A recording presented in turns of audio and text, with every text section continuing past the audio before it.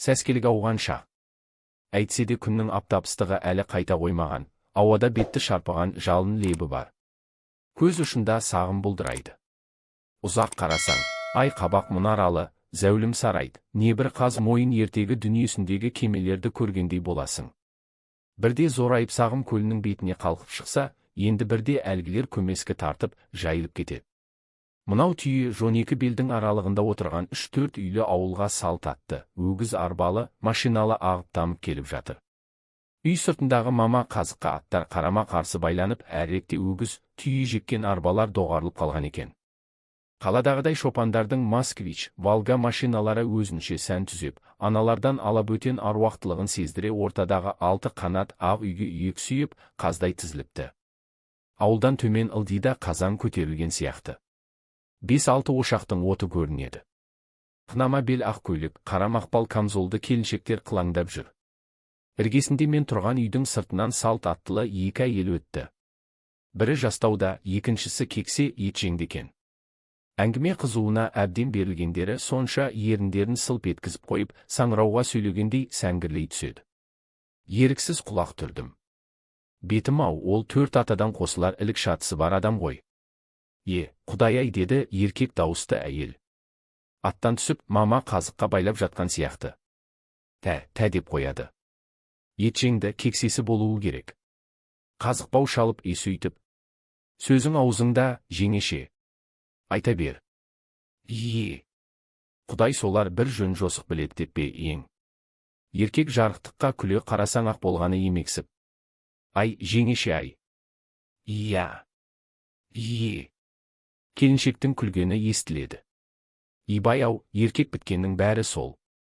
Жылы ұшырай қарадым дегенше пәлеге қалдым дей бер. Біздің қай кезде қолымыз босап, ел қатарлы демалып жүрміз. Малды жайлап қисайғаным сол еді, көзім ілініп кетіпті. Қай уақ екенін білмеймін, ағаң жылқыда болатын. Біреу түрткілеп ығыстырады. Жылқыдан қайтқан ағекең екен деп, текесасы, май әрі жатшы демеймін бе, ұйқылы ояу олар үйдің іргесінде тұрған мені аңдамаған екен. Көріп қалып. Көтек. Деді етжеңді, еркек дауыстысы, аузын қолымен көлегейлеп. Жас келіншек аяғын сыпылдата тез-тез басып өте шықты. Көзін төмен сап барады. Өңді екен. Арғы шеткі боз үйден сары әйел шығып, қонақтарды күтіп алды. Жаңағылардың әңгімесін әдейі тыңдағандай болдым-ау деп енді қысыла бастадым. Төңіректе менің онымды байқағандай жан жоқ екен. Қазандық басындағы әйелдердің өз қызықтары өздерінде, сықылықтап күлгендері естіледі. Күн шығыс беттегі үйдің тасасынан 3-4 қойды бір бала қуалап шықты. Тойдың малы сияқты. Қазандықтан әріректе күй беңдеп жүргендер көрінеді. Бала соларға қарай қайырмалай бастады. Ортадағы үйден 2-3 жігіт шыққан. Олар да балаға ілесіп, бірін-бірі итеріп, шалып қап ойнап барады. Білектерін түрін алған. Мыналар мал сойып қарқ қылмас. Ат түсірі көңілімді бөліп жіберді. Жирен қасқамен жалды, қара көк мінген сәрсенмен ер-тұрлы тепектетіп келіп қалыпты. Езулері құлақтарында ыржалақ етеді. Әлгінде маған, жүр, мынау төбенің астындағы ауылдан ат мініп қайталық. Танысым бар деп еді, ермедім. Сонысына өкінсін енді дегендей екеуі, онсыз да басымен алысып, бой бермей тұрған аттарын тебініп қалысады. Тізгіндерін шірене тартысып билетіп жібереді. Не қарисың? Қаран көзің талдырғанша. Шақырып неге алмайсың, Дидар? Деді ер-тұрлы татарша әндеткен болып. Сіздерге қарап тұрғаным ғой. Сен ет деген соқ. Айтасың-ау. Әй шошқай, деді сәрсен ер-тұрлыға қулана көзін қысып. Көк барға ма, әлде мүшеге ме? Қайсына қатысасыңдар? Сәрсеннің әзілін елемей, қарсы сұрақ қойдым. Оныма бригадирім қитықтанып қалыпты. Саған бәрі бір емес пе? Нақұрыс. Неге бәрі бір? Бөріктінің намысы бір деген. Көрші совхоздан да жігіттер келіп жатыр. Оларға екеуің жүріп мүшені де, көкпарды да беріп жіберсеңдер, бригадамыздың не беделі қалады. Жә, көрерміз. Қайрамай-ақ қой. Жүр, ер-тұрлы, атты байлалық, деді сәрсен қабағы түксие. Өздері ойланып қалды. Ат мінгеннің рахатшылығы шамалы, қайта үлкен бейнеті бар екен ғой дескендей, көңілсіз кетті. Далада көп тұрып қалғанымды енді сезгендеймін. Ыңғайсыздана ішке кірдім. Жігіттер қызара бөртіп, өзді-өзі әңгімеге кетіпті. Бірін-бірі тыңдамайды. Төрдегілер көкесінің үйінде жатқандай қолтықтарына бір-бір көпшікті жұмарлай басып, қисайып қалған, қыл мойын, алма ағаштың түбірінен ойып жасалған қоңыр үнді қазақ домбырасы да өз орнынан адасып қалғандай жетімсіреп есік жақта тұр. Көпке дес бермей көкірек қағып, дастарқанды билеп отырған Алматыдан келген қалқан құлақ сары жігіт екен. Мықты орында істейді мыс. Той иелері әсіресе Жүсіп қарт құрмет тұтатын көңілі ояу жігіт көрінеді.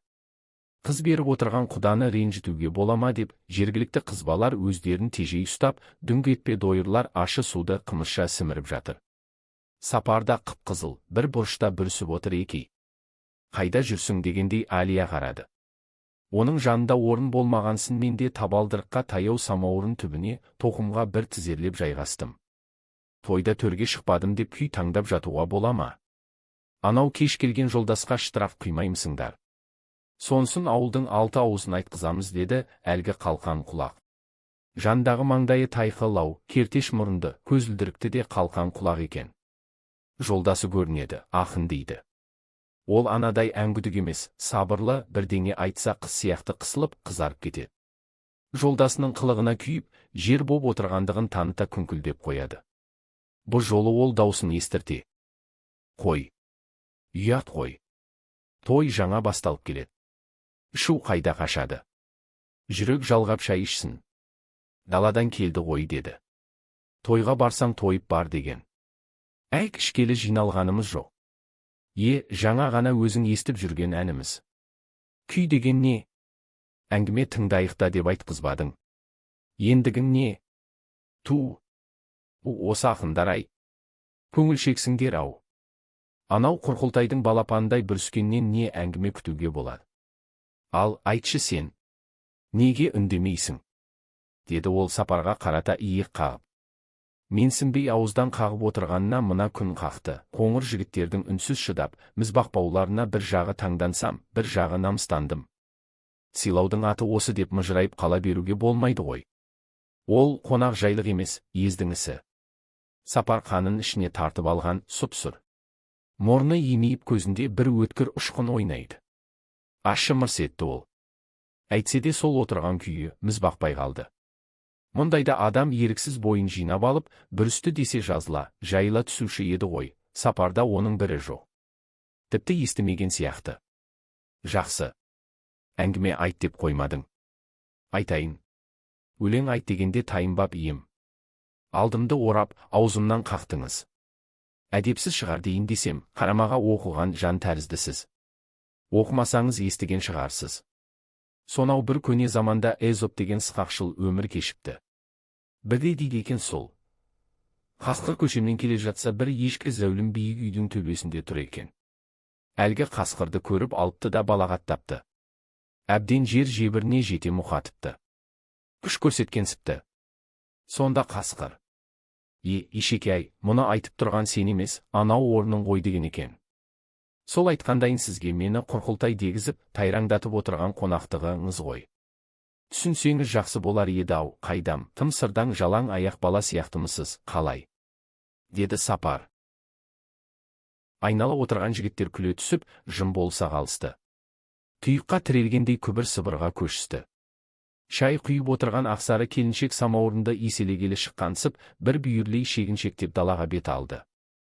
Қонақ жігіт жауға қарап үнсіз жатыр. Жығылғанын мойындап, өз күнәсін түсінгеннен айналмаспысың.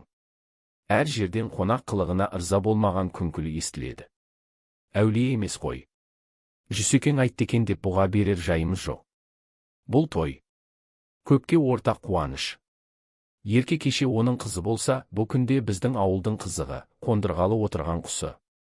Тойды қыңыр мен қисықтардың мәслихаты деп ұқпасын. Өзінің сөзге тоқтауы жоқ па қалай? Жеңілгенін білмейтін бір мойын білем. Арақ ішсе не? Ішсін. Ақылын ішуге болама екен. Отыр ғой өзіндей жігіт. Ел дәстүрін білетін адам сөзден ұтылғанда не өлеңмен, не күймен жауап берер болар еді. Бұ да, о да жоқ. Осының бәрін естіп төмен қарап қалған қонақ жолдасы басын көтеріп алды. Сәл құлақ түріңдерші, бір өтінішім бар дегендей қабағымен ишарат білдірді.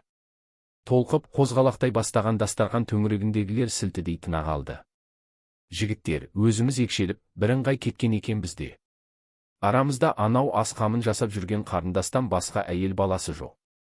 Мүмкін сонан да шығар, тентек суды сілтеңкіреп жіберіппіз. Шыдамсыз біреулер арадан киіп кетіп, сөзді бөліп жатыр. Омыраулап болар емес. Уа, шынында қыздар қайда? Әлгінде ғана жауқазындай жайқалып жүреді ғой. Іргелес үйде. Олар өзді-өз отырғаны ма? О, бұл тойдың ұйымдастырушысы қайда? Қыздар бірінің бірі шашын жұлып жатпасын. Ха.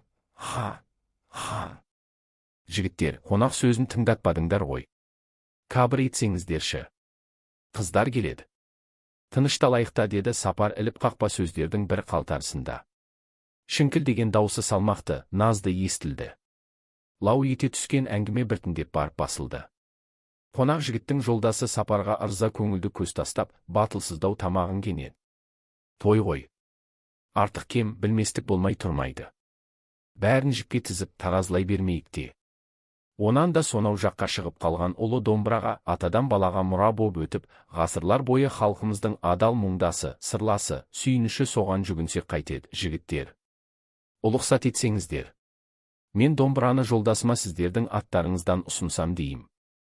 Уа, ұлықсат. Не сөзі бар оның? Тартсын. Сөйтсін. Бір сәтте домбыра қолдан қолға өтіп, төрге шығып алды. Қонақ жігіт алқа-салқа омырау ілгегін сап, түзеле отырып жатыр. Екі қастың арасындағы қос қыртыс әлі жазылмаған, қайта тереңдей, қою қастарды жалғастырар көпір сияқтанып қалған екен. Көк тамырланған аппақ қолының саусақтары салалы, ұзын. Қазір домбыра пернесінің үстінде билей бастағанда онан әрі ұзара түсердей көрінді. Ол баптана ақ көйлегінің жеңін шынтағынан асыра түріп, домбыраны қолына алды. Сәл көңіліңе ақау қалған адамнан жақсылық күте бермейсің ғой. Әрі берден кейін оның қолынан бірдеңе келеді деп тіпті де ойламайсың.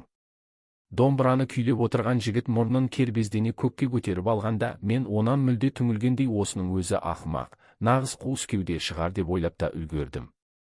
Иә, жігіттер, мен мас екем. Ғафу етерсіз, деді ол немкеттілеу. Әлде маған солай көрінді ме? Уақасы жоқ. Той ғой деп мен отырғандардың атынан аса мән бермегенімізді білдірдім. Жігіттерге мұным аса ұнай қоймаған сияқты. Бәрі маған алия қарады. Кейіннің тіпті залы тісін шықырлата қайрағанын да естідім. Әйтсе де, жалпы көпшілік ғаламаттай шыдамды ғой, бір ғажабы қатені кешіруге сараң, тым қаталау, о баста тізгінін тартып, қиястыққа жібермей қайырмалап отырса ғой мұндай күйге түспейді. Еркін тайраңдатып есіртіп, ойына келгенді істетіп алады да, тоқпақпен ұрғандай бірақ тоқ еткізеді. Менің қазіргі кешірімшіл сөзім, оларға түрпідей тиіп, беделін түсіргендей болды, опасыздық істегендей көрінді. Қонақ жігіт өз жағдайын енді түсінгендей, кербездік пен паңдықтың орны бұл емес екенін білген жан тәрізді қып-қызыл боп кетті. Бір сәт домбыра пернесінің үстіндегі сұқ саусағы дірілдеп, икемі қашқанын аңдағандай болдым. Бұда мүмкін маған солай көрінген шығар. Ол жүрексіне тамағын кенетті, Түркештің Байжұмасы деді. Даусы мүлде естілмеді. Не дейді? Түркеш дейді ме? Несі Түркештің? Байжұмасы деп елеңдесе бастағандарды Сапар қайырып тастады. Күй ойдағыдай тартылмады. Тыңдаушылардың көңілі толыңқырамай, кейінің тіпті қоңылтақсып, бәсе, мұнан не күйші шықсын-ау дегендей жымың-жымың еткендері сезілді. Самауырын түбінде отырған келіншек шын аяқтарды шылдырлата, дастархандағы бауырсақ, май, қуырдақты алып жинастыра бастады. Даладан кіріп шығып жүрген балаға шетінен беріп жіберіп жатыр. Әкелетін уақ болған білем, дастарханда соған орын дайындалып қойылған тәрізді. Қонақ жігіт тершіген маңдайын жан қалтасынан орамал алып асықпай сүртті. Жандағы жолдасына қарап бірдеңе деп тілі қатты да. Адай деді. Төгіле жөнелген қызу қанды дала күйі әлгі бір ет пен терінің арасында қалған құрыс-тұрысты жазып, сал бөкселене қисайып жатқандарды тірілткендей. Тірі аруақ сияқты ауыздарын ашса орындарынан өре түрегеліп келеді. Әлгінде ғана бой күйіздене манаураған қиық қара кездерге енді ток жүгіргендей жылт-жылт ете жанып, танау желбезектері желбіреп барады. Осы қазір отырған жігіттердің бәрі дастархан басынан ұзап, астарында бір-бір сәйгүлік айдалада қарсы соққан жел құзға қарамай құйғытып кеткендей. Қай жартастың, қай өзеннің, қай белдің астында телміре қарап жаудыр көздер тұр екен. Апырай, олар да жете бере аттан домалай түсіп, Дариға, жаным. Көп күттірдім-ау. Кешір. Кешір жаным дер ме еді? Иә, сөйдейді ғой. Па. Жаса жігіт. Бәрекелді. Міне, күйші керек болса. Осылай тарту керек. Жігіттер бір сәтте бәрін ұмытып, жарыса мақтасып кетті. Күйші қонақта мойнынан ауыр бір жүк түскендей жайраңдап отыр. Тілі жүйрік досы да көптен қалмай мақтап жатқандай, құлағына аузын тақап сыбырлайды да, арқасынан қағады. Халық дегенде сәби мінезді ғой, сынауы да, жұлдыз боп жануы да сәл нәрседен дейтін шығар. Өйткені күйші тез келіскендігін білдіре басын шұлғиды, мынаны қарашы. Тұрысын есік аузында. Әк алдында қол жуғызғалы ішке кірген, тысқаяқ қара балада үн жоқ, аузын аша аңырая қалыпты. Манағы қой қайырмалап жүрген бала. Екі көзі күйшінің қолында. Дастарханды жиыстырып жатқан келіншекке көмектесуді ұмытқан. Тіпті естімейді. Жылан арбаған торғайдай тура күйшіге қарай бет алды, қолында жез шылапшын, ауыр шойын құман. Иығына орамал асып алыпты. Жігіттердің әзіл-шыны аралас, қызықтай қарап, қалай, Мұрат, сенен жақсы тартама екен дегеніне жауапта қатқан жоқ. Күйшіге орамал беріп елден бұрын соның қолына су құйды. Сапарда манағы өзінің қақтығысы неден болғанын түсіне алмай отырғандай. Етте желінді. Күйді ән алмастырып, қабақ, кірбіңі де жазылып қалған.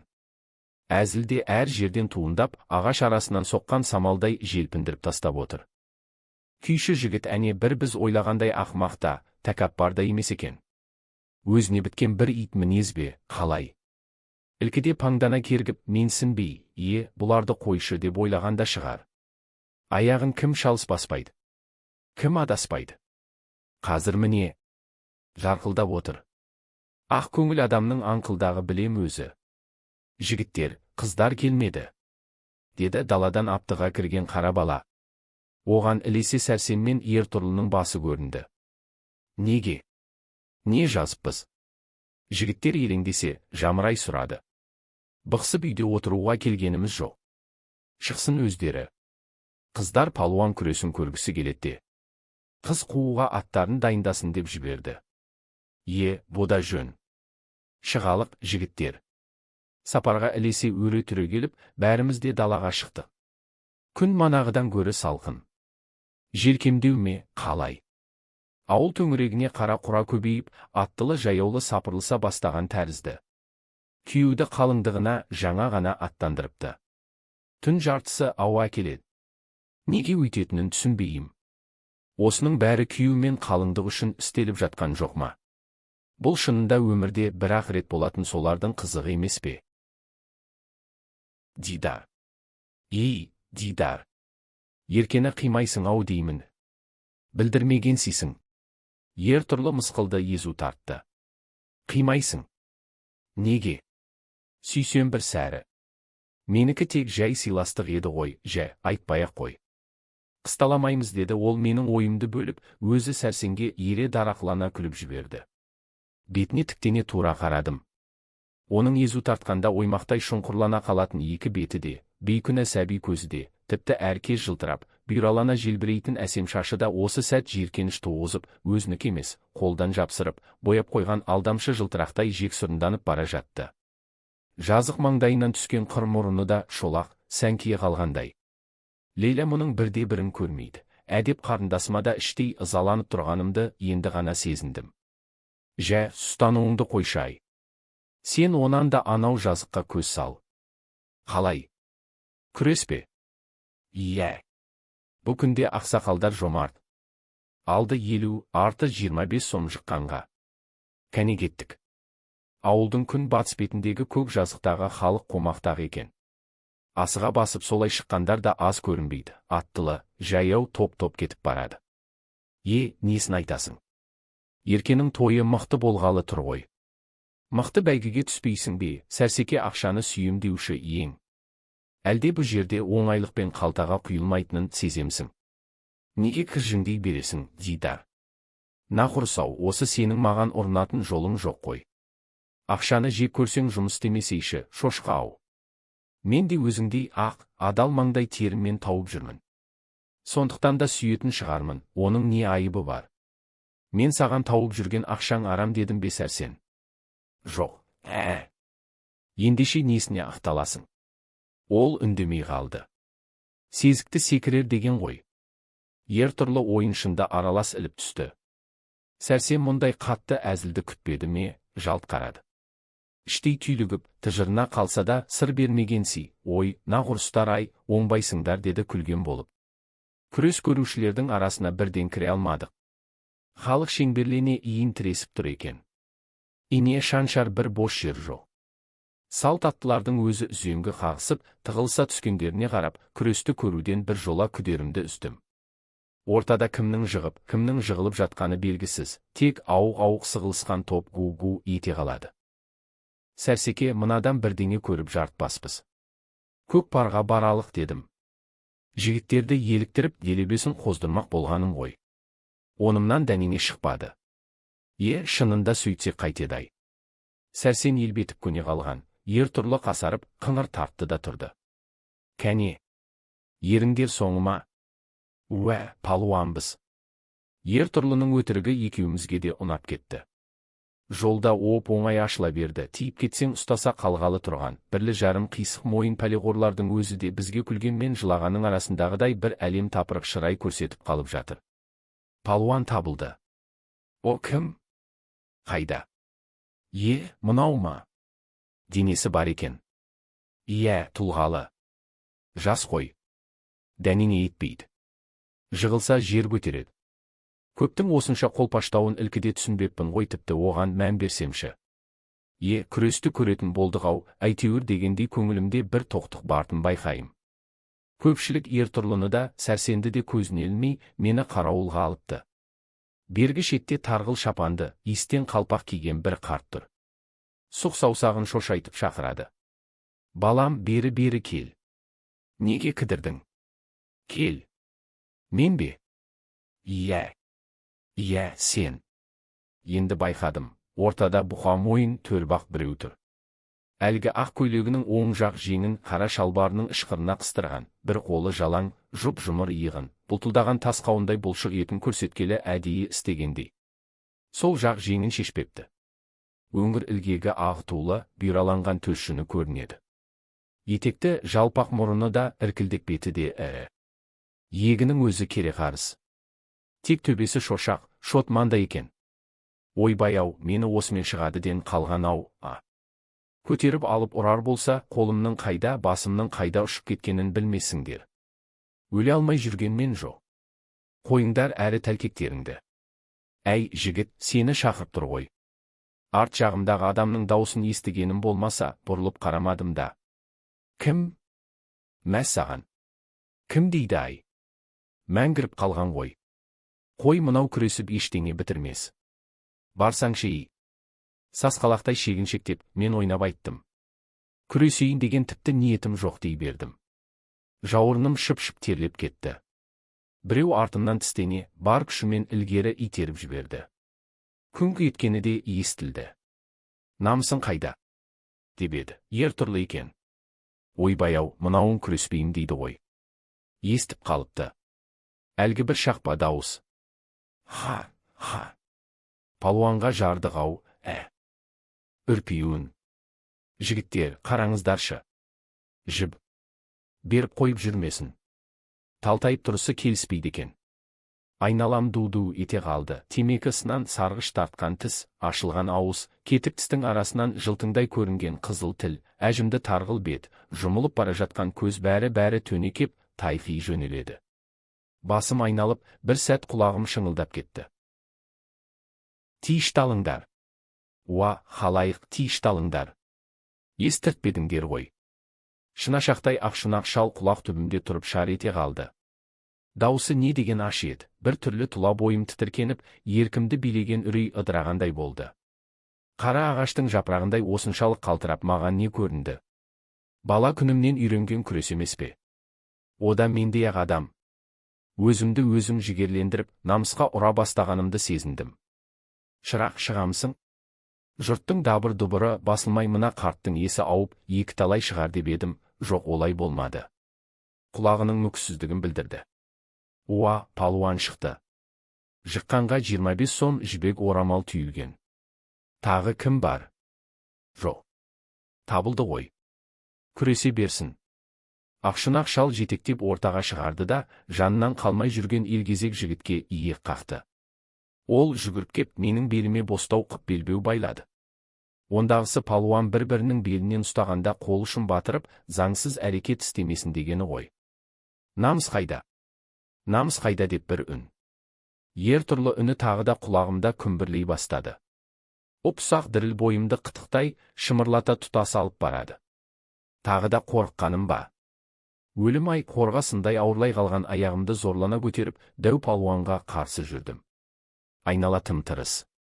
Шыбынның ұшқаны білінердей, мұның уақытша екенін, ұстасып бір-екі жұлқысқаннан кейін тіптен күшейіп, белең алып кететінін білем. Қазір тек сол айқай-ұйқайдың алдында жығылмау керек. Мына палуанның мұрыны етекті, жалпақ емес, кең іріктігі батыңқы екен. Жасыңызда көп төбелесіп не едіңіз? Соққыдан болған-ау, шамасы. Әйтпесе неден деп бір сәт сұрағымда кеп кетті. Оның мысқылды езу тартып, төңірекке тәкаппарлана қарағаны бұл ойымды жуып шайып, жынымды қоздырды. Қарай көр, тіпті баласынадай. Өзі кеп ұстасын белімнен, жығып үлгерем ғой. Кішкентайда болса тайраңдап қалсын деп маған кеңшілік жасаған сүйді ма, қалай? Құлағымдағы күбірдің де, өн бойымды билеген ұп-ұсақ дірілдің де қайда кеткенін білмеймін, денем жеп-жеңіл бір түрлі қуанышты сияқты. Сонау бір жылдары, ұмытпасам ол кезде, 2-ші класта оқып жүрген шағым, көкем ойнақшыған асау атқа мінгізіп, әне бір көрінген төбеге шауып барып келе қойшы. Мінгіз деп болмадың ғой. Құласаң тізгінді таста деді. Жүрегім лүпілдеп сескенсем де айтқанын істедім. Онда да осындай жеңілдікті сезініп, кешке дейін, апам қозыға жұмсағанша қуанып жүргем. Ауп! О, бәрекелді. Жігітім-ау, қимылдасайшы. Палуанның қолы қатты екен. Белі де мықты. Нағыз қара қайрат, амал не, әдіске жоқтау бойының аласалығынан қорынып, бөксесін бұлтыңдата өрлеу жерге қарай бұра береді. Бар амалы жамбасқа алу. Соған бейімдеп, оң иығын ішке тартумен әлек. Оның сол ойын біле қоямда белімді бермей, аяғымды кейін тастайым. Қайыстырып әкеп, орап шалама деп едім, оны істемеді. Енді бірде жамбасына түсіп ақ қалғам, аяғымды саршынақтың ініне тығып алып абырой болғаны. Дүниеде етшеңді адаммен күре, тиішталыңдар. Уа, халайық, тиішталыңдар. Естір тиедіңдер ғой. Шынашақтай ақшынақ шал құлақ түбімде тұрып шар ете қалды. Даусы не деген аш еді, бір түрлі тұла бойым тітіркеніп, еркімді билеген үрей ыдырағандай болды. Қара ағаштың жапырағындай осыншалық қалтырап маған не көрінді? Бала күнімнен үйренген күрес емес пе? Ода мендей ақ адам. Өзімді өзім жігерлендіріп, намысқа ұра бастағанымды сезіндім. Шырақ, шығамсың? Жұрттың дабыр-дұбыры басылмай мына қарттың есі ауып, екі талай шығар деп едім, жоқ олай болмады. Құлағының мүксіздігін білдірді. Уа, палуан шықты. Жыққанға 25 сом жібек орамал түйілген.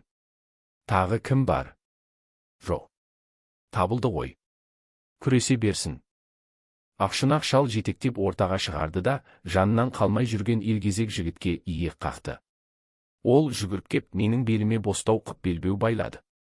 Ондағысы палуан бір-бірінің белінен ұстағанда қол ұшын батырып, заңсыз әрекет істемесін дегені ғой. Намыс қайда? Намыс қайда деп бір үн. Ер түрлі үні тағы да құлағымда күмбірлей бастады. Ұп-ұсақ діріл бойымды қытықтай, шымырлата тұтас алып барады. Тағы да қорыққаным ба? Өлім-ай, қорғасындай ауырлай қалған аяғымды зорлана көтеріп, дәу палуанға қарсы жүрдім. Айнала тым-тырыс. Шыбынның ұшқаны білінердей, мұның уақытша екенін, ұстасып бір-екі жұлқысқаннан кейін тіптен күшейіп, белең алып кететінін білем. Қазір тек сол айқай-ұйқайдың алдында жығылмау керек. Мына палуанның мұрыны етекті, жалпақ емес, кең іріктігі батыңқы екен. Жасыңызда көп төбелесіп не едіңіз? Соққыдан болған-ау, шамасы. Әйтпесе неден деп бір сәт сұрағымда кеп кетті. Оның мысқылды езу тартып, төңірекке тәкаппарлана қарағаны бұл ойымды жуып шайып, жынымды қоздырды. Қарай көр, тіпті баласынадай. Өзі кеп ұстасын белімнен жығып үлгерем ғой. Кішкентайда болса тайраңдап қалсын деп маған кеңшілік жасаған сиды ма, қалай? Құлағымдағы күбірдің де, өн бойымды билеген ұп-ұсақ дірілдің де қайда кеткенін білмеймін, денем жеп-жеңіл бір түрлі қуанышты сияқты. Сонау бір жылдары, ұмытпасам ол кезде, 2-ші класста оқып жүрген шағым, көкем ойнақшыған асау атқа мінгізіп, әне бір көрінген төбеге шауып барып келе қойшы. Мінгіздеп болмадың ғой. Құласаң тізгінді таста деді. Жүрегім лүпілдеп сескенсем де айтқанын істедім. Онда да нақ осындай жеңілдікті сезініп, кешке дейін, алам қозыға жұмсағанша қуанып жүргем. Ауп! О, бәрекелді! Жігітім-ау, қимылдасайшы. Палуанның қолы қатты екен. Белі де мықты. Нағыз қара қайрат, амал не, әдіске жоқтау бойының аласалығынан қорынып, бөксесін бұлтыңдата өрлеу жерге қарай бұра береді. Бар амалы жамбасқа алу. Соған бейімдеп, оң иығын ішке тартумен әлек.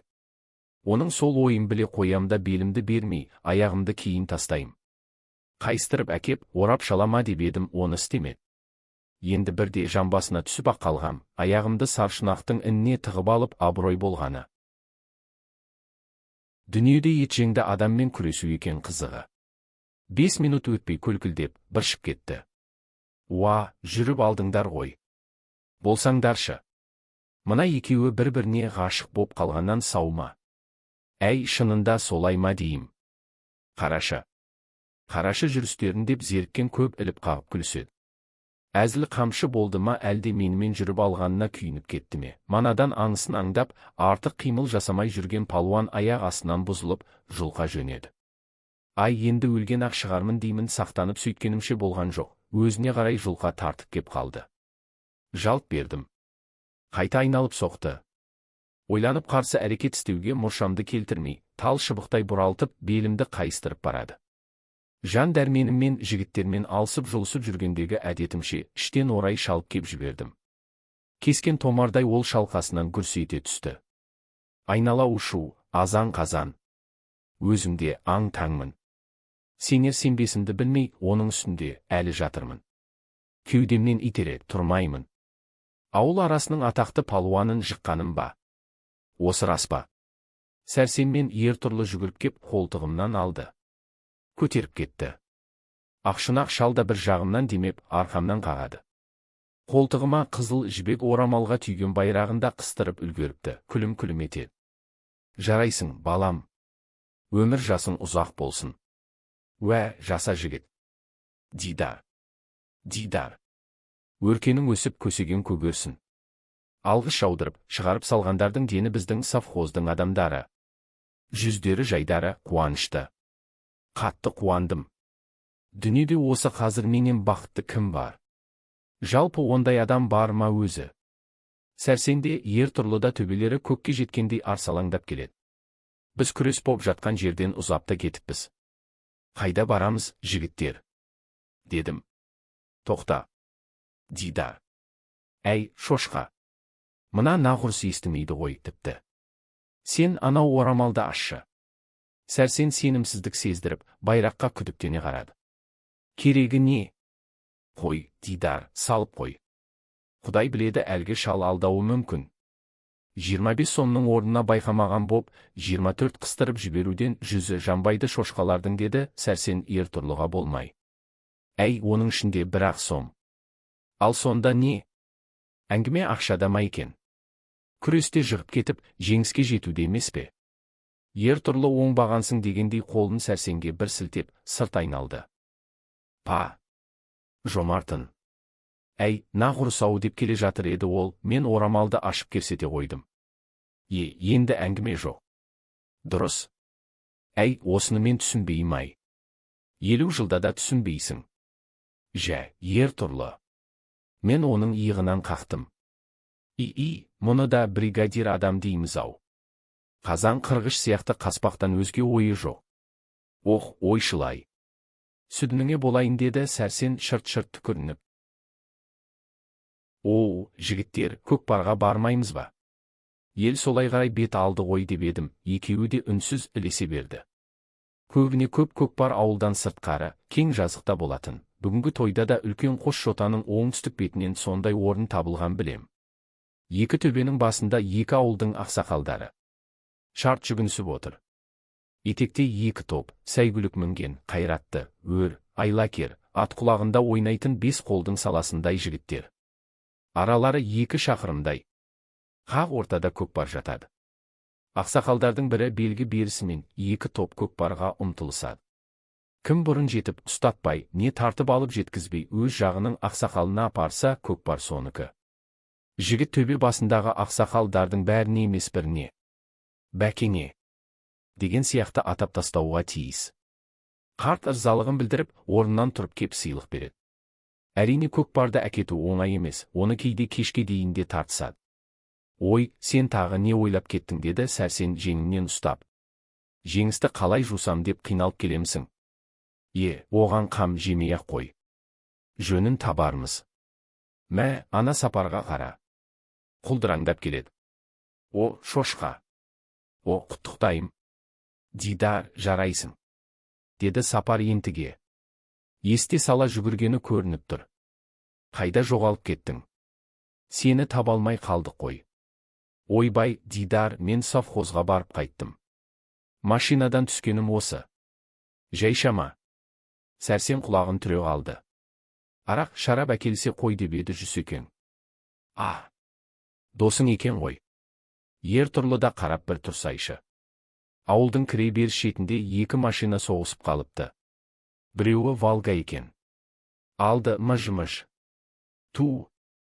Маған айтатын кісісің ау деді Ертұрлы күлімдей. Нені? Соғысатын жерін. Ертерек барып отырып көретін. Ертұрлының қылжағына күліп алдық. Мен бір түрлі мас сияқтымын. Күле бергім келеді. Сапар көңілсіздеу, жүзінде мұнды көлеңке бар. Зорлана күлген болады. Еркелерге қарамаймын мен, Дидар, қазір кетем деді ол сәлден соң, мені жігіттерден бөлектеп, оңаша шығарып. Қимай қатты қиналып тұр. Аяп кеттім. Оңай емес. Тоқтай қалындар, анау кім? Дариға ма? Жігітті танымайым. Аты жақсы. Мүйіздей қатқан екен деді Ертұрлы лепіре. Сапар менің қолымнан ұстай алды. Мен таныдым, Дидар, анада екеуміз көретін төбе лесқұмар жігіт. Шайханада жылқышыдан таяқ жейтін. Есіңде ме? Сол. Дала маужырап тыныстап жатыр. Бетінде ақ кіреуке бар. Селбірете түтіп, қол созым биікке біреу әдейі іліп қойғандай төмен түспей, не көтеріліп кетпейді. Түбіттей ұлпа жоғарыдан қарап тұрғаннан ба, әлгі әйелдердің мойнына оралып, жібек шарф сияқтанады. Әне аналар да ақ торғынға оранып барады. Ортадағы көгілдір қынама бел көйлекті, ақ косынкалысы Дариға тап қасқа аттың үстіндегі қамшысын шошаңдатып әзілдеген сиді. Аты билеп әйелдердің алдын орайды. Кеше менен, Еркенің тойы жаңа жылда демеп пе еді, бұл не асығыстық деп сұрайды шошқа. Мен тап бір сол қыздың әкесіндей-ақ, Сәрсен өз-өзінен қиналып келеді. Дариғаны өлердей жек көреді. Жігіт мүше алған ғой. Көрдіңдер ме қипақтап, Дариғаны айналшықтап жүргенін. Әне берді. Алдай. Опасыз. Қадір қасиетсіз. Сүйем дегенің сұмдығын ба еді. Көңілімдегі бір сәуле сөнгендей болды. Жан қалтамнан шылым алып, тартпақ боп сырт айналдым. Сіріңкемлі бейте сөніп қала береді. Дидар. Бәріміз аңтарла тұрып қалдық. Ат тұяғының дүбірі естілген, енді өзі де көрінді. Бұл кім? Ләйла ғой. Жатағандау қара байыр атпен шауып келе жатқан ақ көйлекті, жалаң бас қарындасымды көргенде жүрегім бір жамандықты сезгендей суынып қоя берді. О да жаңа естіп құттықтағалы. Жоқ, ол бұлай етпейді. Қарсы ұмтылдым. Ләйла. Не болды? Көкем хал үстінде. Жігіттер. Есім шығып кетті. Көптен денсаулығы жоқ әкем соңғы күндері төсек тартып қалған. Кеткен екен, көре алмағаным ба, ақырғы көз жұмғанын деп шошындым. Дидар, мотоциклді ал. Анау үйдің жанында өздерің әлгінде отырған деді Ертұрлы асықтыра. Барсайшы енді. Көкем төрде жатыр. Бас жағына екі жастық сап кеудесін көтеріңкіреп қойыпты. Мен кіріп келгенде жал бете қалған май шам жыпылықтап қайта жанды. Тып-тыныш бөлме ішінде жүдеушілік, шаршағандық бар.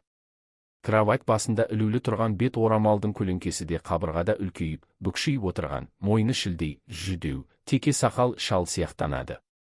Дидар, келдің бе? Келші, деді көкем. Үні күмілжи, анық естілмеді. Апам кіріп шығып жылап жүр. Лейла қайта-қайта қойсайшы дегендей болады. Көке, қалайсың? Тәуірмін. Сені күтіп жатырмын, Дидаржан. Олай демеші, көке. Жаным. Дидарым менің. Анау апаңмен қарындасыңа қара. Ренжітпе. Адал бол. Әкемнің дүние салатынына көзім жетті. Ол сөйлеп жатқанда менің көңіліме үрей ұялап, жалғыз қалам-ау. Сонда мынау апам мен Ләйләнің жайы не болады деген ой келген жоқ. Қалайша?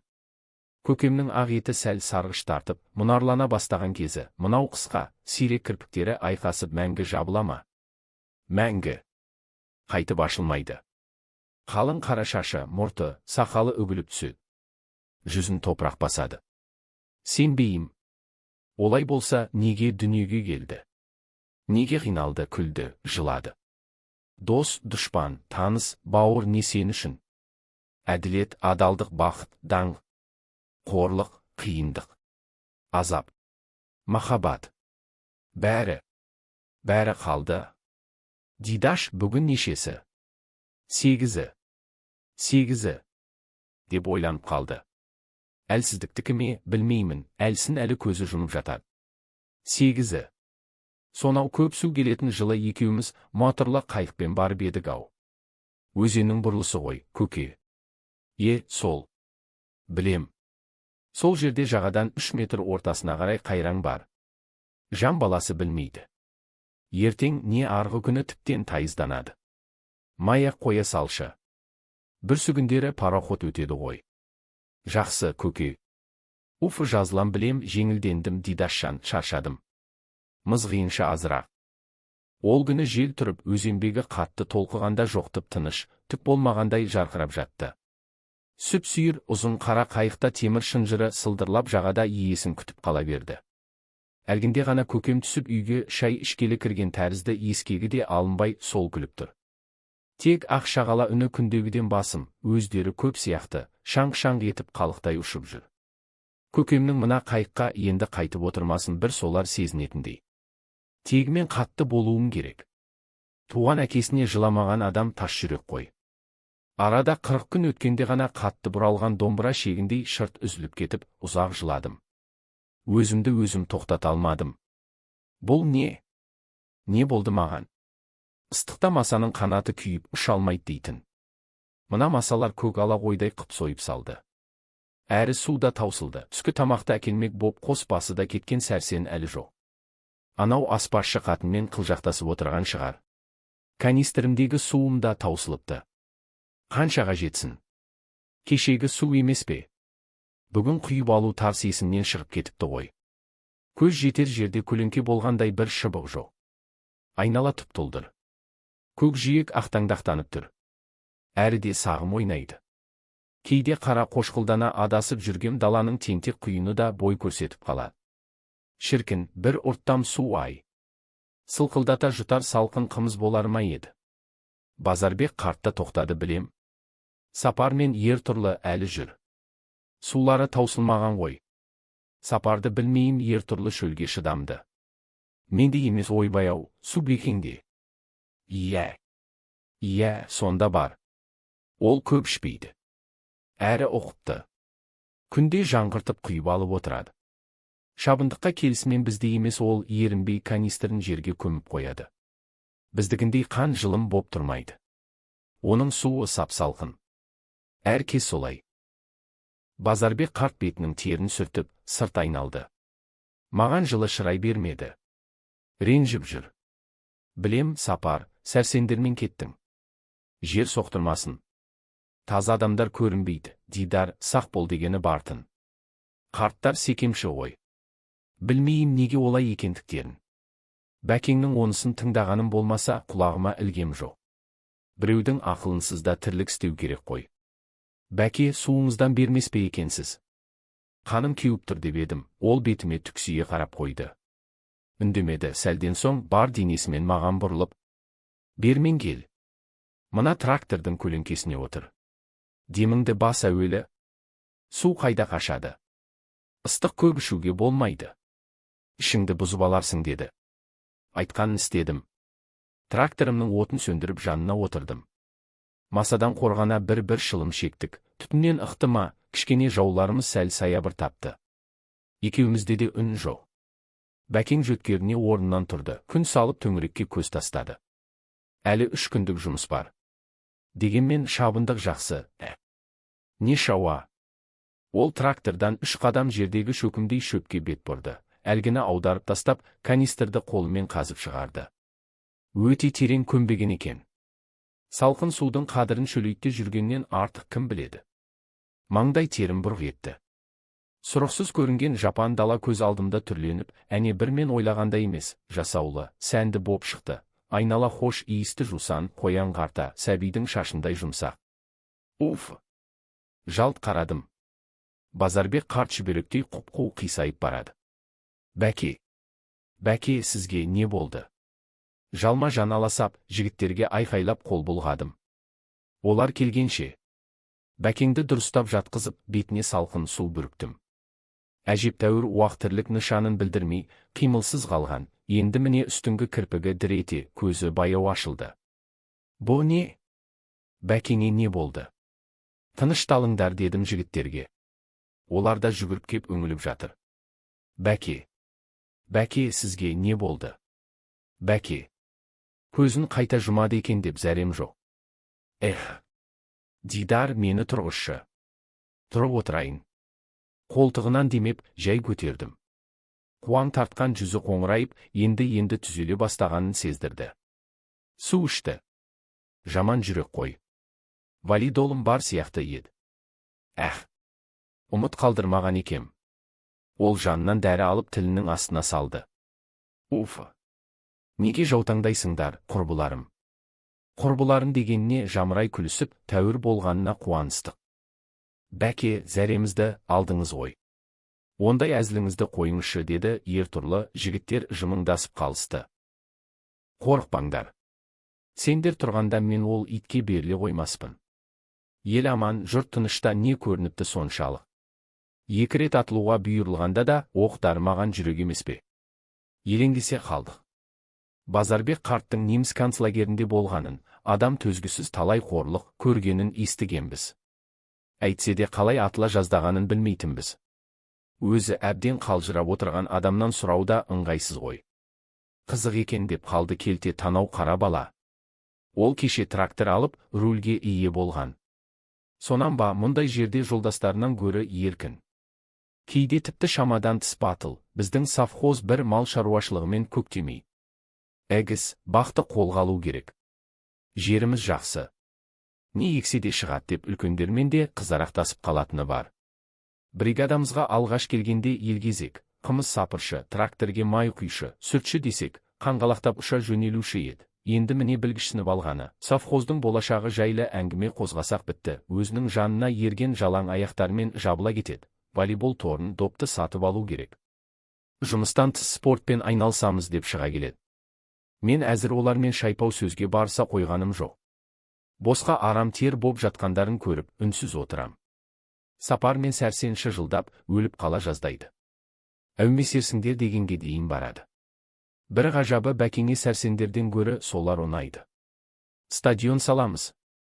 Облыс көлемі тұрмақ, біздің футболшыларымыз республикалық командада ойнайтын болады десе, оған да мәз мейрам.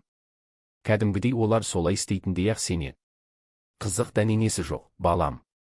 Базарбек қарт ыңырана көңілімді бөліп жіберді. Кішкене өңі кіріп қалыпты. Манағыдай емес сергеп отыр. Аяғын көсіле түсіп маңдай терін қолының сыртымен сыпырып тастады. Шаршамасаңыздар айтайын. Оған дейін сәрсенде келер. Ойбай, бәке, өзіңізге қиын соқпаса біз не? Деп жігіттер шу ете қалысты. Фуф! Күн шіркіннің жануын-ай. Ол желпіне түсіп қозғалақтап қойды. Біздің ынтығып отырғанымызды біліп істей ме, жоқ әлде өзінің жайбарақаттығы ма, қалай? Әйтеуір әңгімесін бастамай жүйкемізді құртып болды. Анау кімнің тракторы? Оты неге сөндірілмеген? Әй, қара сирақ. Сенікі ғой. Тракторыңды неге сөндірмейсің? О, не саған, су таситын өгіз арба ма? Тықыл-тықыл сөйлегенде тілің мірдің оғындай. Тұр бар. Сөндір. Деп Ертұрлы әлгі келте танаудың желкесінен нұқып жіберді. Өй, не? Жай айтуға болмай ма? Тиме, Ертұрлы. Өзің ұмытпаушы ма ең? Қолың жүйрік қой жүдә деп Базарбек қарт қайырып тастады. Бермен. Көлеңкеге таман отырыңдар. Бәрекелді. Ол бірден әңгімесін бастаған жоқ. Жөткіріне мұртының жебесін ширата түсіп отыр. Әлсін әлі көзін жыпылықтатып қояды. Тегі кей жайларды есіне алғанмен де айтуға қиналатын тәрізді. Терең тыныстайды. Соғыстың алғашқы жылдары. Өте ауыр. Өте ауыр өтті. Қалада, далада, орыс ормандары да елде жазғырақ апап күңірене қалып жатты. Соғысты көрмесеңдер де естіген, оқығандарың бар. Хабардарсыздар ғой. Оны сіздердің бастарыңа енді бермесін де, көрсетпесін деді де, сөзін үсіп тастады. Қолымен көзін көлегейлей қарады. Анау қарауытатын кім? Сәрсен емес пе? Сол ғой. Дұрыс болды. Тағы бір жолы айтармын, жігіттер. Мақұл ма, Дидар, Сәрсеннің келгенін жақтырмай қалдың-ау, деп Сапар қалжақтай күлген болды. Жігіттер еріншектене бірінің қолынан бірі тартып тұрып жатыр. Базарбек қартты жаңа танығандай оған үлкен құрметпен қарайды. Мен де сол, жанқалтамнан сигаретімді шығарып, тартқысы келгендей ыңғайын білгем жігіттерден бұрын ұсынып қана қоймай, тіпті тұтатып беруге де дайын екенімді сездіре оған жақындау кеп тұрмын. Көкемнің қырқын өткізгенімізге бір ай болыпты-ау. Онда кімнің кім екенін таныдық. Сәрсен үлкен жігіттік істеді. Ақшасына ірі қара тауып берді. Мен де оның тілегін орындадым. Газ 51 машинасымен қырлыққа шығып, бір қыстауға цемент, есік, терезе апарып тастадым. Жоқ, мен оған бұл жолы қатты разымын. Сапар да азамат екен. Керек боп тұрса ақша ал, кейін бересің ғой деп жатыр. Алғаным жоқ. Өзімде бар. Жетерлік айтқанның өзі нағыз жігіттік емес пе? Достың көңілі бір атым Насыбайдан қалат деген. Ертұрлы сұқаңдап келіп жүргені болмаса, не істеді? Базарбек қартше. Ақыл айтқанда желдей есет. Сәрсеннің аяғын жалауын қалды. Сапар екеуің нағыз малайына айналдың деді. Ау, Ертұрлы, тұра тұр, танырсың әлі. Лакейдің кім екенін? Дидар. Неге тұрып қалдың? Сәрсен жаныма кеп күлімдей қарайды. Неге тоқтадың? Шаршадың ба? Нақұрыс. Жоқ. Сен шошқа 2 норма бердің ғой. Оны білемісің? Жарайсың. Өзің не? Қосқа қайтып барамысың? Орағымның тісі сынып қалды. Дидар, сен ауылға бармағалы біраз болды-ау дейім, Оның рас. Бүгін кеш босатайын. 2 күнге жарай ма? Анда соғарсың. Қайда? Нақұрыс-ау. Түк білмей қалуын шошқаның. Қой әрі. Қойдым. Бүрсігіні Сапар екеуміз совхозға соғамыз. Бірге қайтармыз деді ол күлімдеп. Мақұл.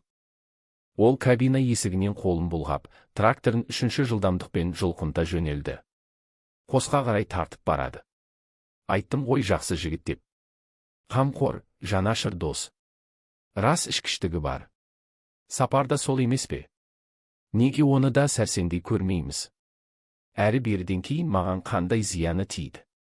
Қайда барар дейсің, ақыры түзелер.